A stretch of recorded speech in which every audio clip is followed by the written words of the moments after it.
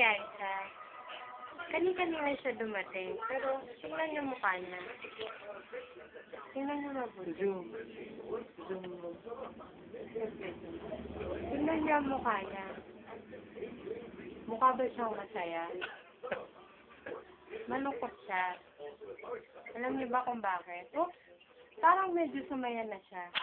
Kasi meron nag-text sa kanya.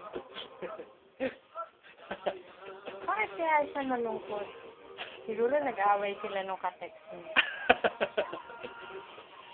Mamaya, sasaya na siya Aisha kasi magbabati. Aisha! Tingnan mo lagi nag-start sa 59. 1 hour pa lang. Napapakamo si Aisha kasi gusto niya umismile sinisip.